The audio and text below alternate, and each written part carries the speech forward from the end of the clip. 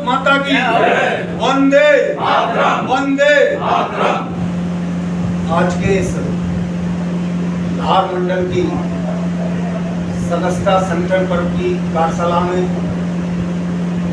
उपस्थित परम आदरणीय मेरे भाई यशस्वी मंडल अध्यक्ष श्री सुभाष अग्निहोत्री जी, मेरे साथ पहुँचे आए हमारे जिला मंत्री एवं मंडल के प्रभारी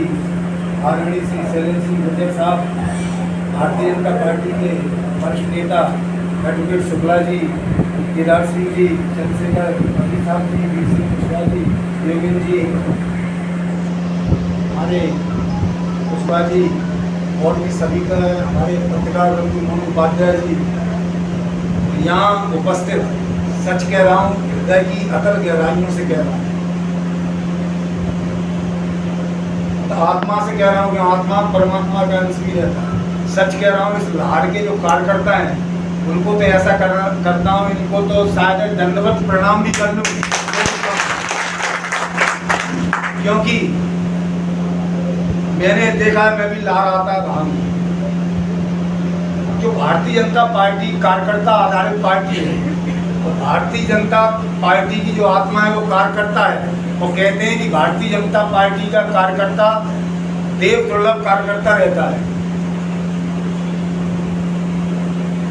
देव दुर्लभ कार्यकर्ता से मैं समझता था कि देवताओं का क्या अंश रहता है, कार्यकर्ताओं में क्या रहता है। मेरे साथ आए, मैं क्षमा चाहता हूँ, हमारे आईटी जिला आईटी प्रभारी राम कुशवाहा जी, हमारे मंडल मंत्री सुल्तान मोदी,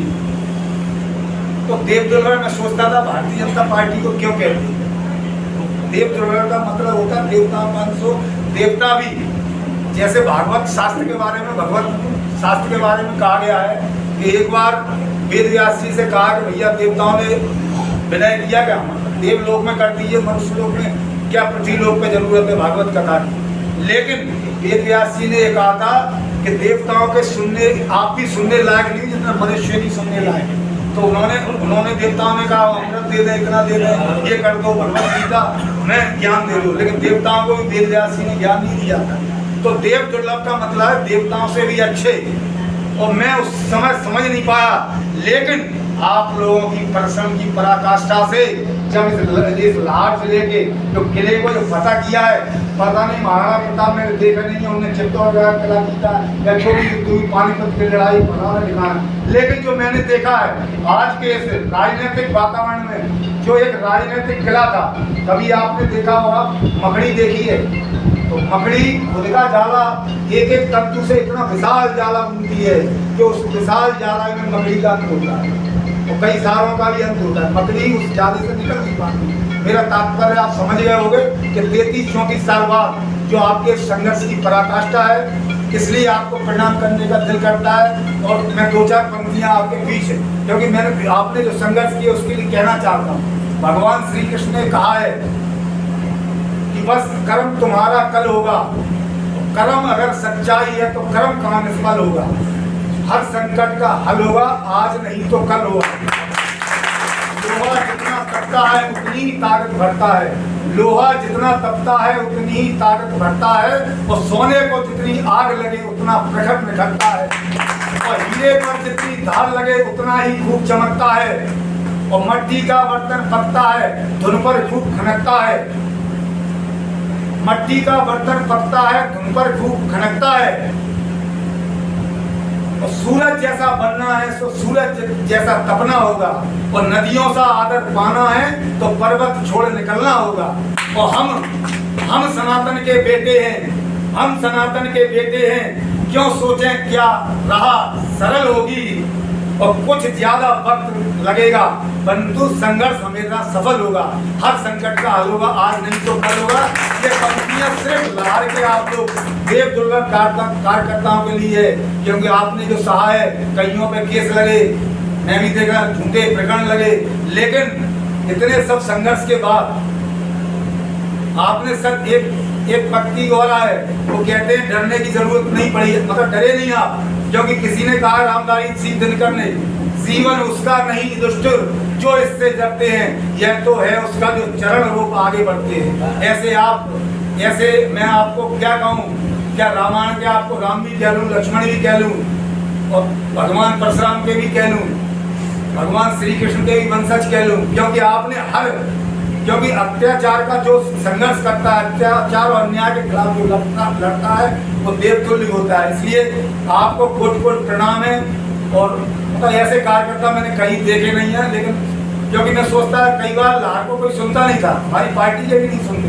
तो मैं कहने की कोई ऐसी बात नहीं कर रहा, ये कोई अतिशोक्ति की बात नहीं है। हमारे बड़े बड़े नेता भी लाहौर के कार्यकर्ता आते थे, समस्या को लेकर तो कन्नी काट लेते थे, लेकिन वक्त बड़ा बलवान होता है, क्योंकि भीलन रोटी धोखा हो गई है।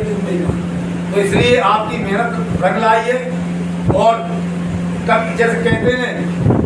कि जिस पे जग हंसता है इतिहास उसी का बनता है, तो मैं सोचता था ये पर आपने जो तत्कालीन अभी के विधायक बड़े पर्सन की पराकाष्ठा आपके बल पर की है, क्योंकि विधायक लोग भी आपको महल देखा कर रहा है, लेकिन उसके नींव है वो आप लोग, आप जैसे कर्मठ कार्यकर्ता हैं। तो वो कहते हैं जिस जिस पर जग हंसा है उसी में इतिहास रचा है। कभी गुड्डू भैया के 7-7.5 वोट आए थे तो यहाँ निकलते अरे उनकी क्या था, लेकिन अगर अंधेरे को एक जुगनू भी परास्त कर देता है, कितना भी टिमिंग हो अंधेरा, तो गुड्डू भैया तो सांकेतिक है। लेकिन जो मैंने देखा है इस बार लाहौर का एक एक कार्यकर्ता गुड्डू भैया बनके, भारतीय जनता पार्टी का कमल का फूल बनके एक एक कार्यकर्ता ने जो पराकाष्ठा की है उसके बलबूते पर 33 और 34 साल का, जैसे हमारे शैलेंद्र जी कह रहे हैं सूखा क्या है, सूखा तो कहीं भी तो वो बंजर भूमि थी, रेगिस्तान था, लेकिन रेगिस्तान को आपने भागीरथी गंगा आप कार्यकर्ताओं ने यहाँ उतार कर इस रेगिस्तान को भारतीय जनता पार्टी के कमल खिला के आपको बहुत आपने भारतीय जनता पार्टी के इतिहास को आप भली बात जानते हो, उसको कहने की जरूरत नहीं है। पहले जनसंघ था, 1951 में जनसंघ बना, हालांकि जो जनसंघ के जो संस्थापक थे अपने डॉक्टर श्यामा प्रसाद मुखर्जी, वो नेहरू जी की सरकार में केंद्रीय मंत्री थे, लेकिन उनकी कश्मीर के जो दोगली राजनीति थी, कश्मीर के लिए अलग संविधान, अलग विधान था, अलग निशान था, उसमें उन्होंने इस्तीफा दे दिया था। फिर क्या था कि जैसे ही देश आजाद हुआ तो एक ध्रुवी लोकतंत्र नहीं था, एक ध्रुवी राजनीति, एक ध्रुवी मतलब कांग्रेस ही थी, उसके अलावा कोई विपक्ष नहीं था। लेकिन जनसंघ उनने श्यामा प्रसाद मुखर्जी ने जनसंघ की स्थापना की, उसके बाद और भी जनता पार्टी तमाम और जो भी होते आखिरकार 1980 में 6 अप्रैल को भारतीय जनता पार्टी का पंडित अटल बिहारी वाजपेयी के नेतृत्व में भारतीय जनता पार्टी का प्राकट हुआ, अवतरण हुआ। मैं प्राकट शब्द इसलिए कह रहा हूँ, अवतरण शब्द इसलिए कह रहा हूँ कि प्राकट अवतरण तो प्रभु के लिए लगता है, लेकिन भारतीय जनता पार्टी ये प्रभु की देन है, क्योंकि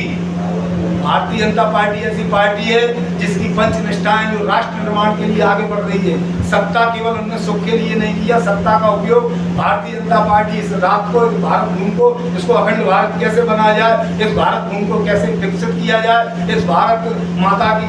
वैभव को कैसे स्थापित किया जाए, इसके लिए भारतीय जनता पार्टी की स्थापना हुई है। इसकी विचारधारा है, और सभी दलों की कोई विचारधारा नहीं है, क्योंकि विचारधारा के जो जनक है भारतीय राष्ट्रीय कांग्रेस और उसके जनक ये थे, अंग्रेज थे, लेकिन ये शुद्ध विचारधारा है और एकात्मवाद की विचारधारा है, और सारी चीज भारतीय जनता पार्टी के विचारधारा है, एक आंदोलन है। क्योंकि अटल बिहारी वाजपेयी ने कहा था भारतीय जनता एक दल नहीं है, आंदोलन। 98 में 13 महीना की सरकार आई, लेकिन 1999 में हमारी 182 सीट लेके सरकार बनी, राजग गठबंधन से बनी, और पंडित अटल बिहारी वाजपेयी प्रधानमंत्री बने, तो उन्होंने अमेरिका जैसी और भी कई शक्तियों को उनको नेस्तनाबूद किया। एक तरह से कैसे किया, तो हम पहले डरते थे परमाणु विस्फोट पोखरण में करके, और आपने जो प्रधानमंत्री सड़क योजना देखते हैं वो भी अटल जी की देन है। उसके उपरांत आपने 10 साल का मनमोहन जी का शासन देखा, उसके उपरांत इस भारतीय राजनीति में ध्रुवतारा का अवतरण हुआ, एक नक्षत्र का अवतरण हुआ। ये हमारी देवभूमि है, और एक देवता स्वरूप हमारे बीच में ऐसा नेतृत्व प्रकट हुआ जो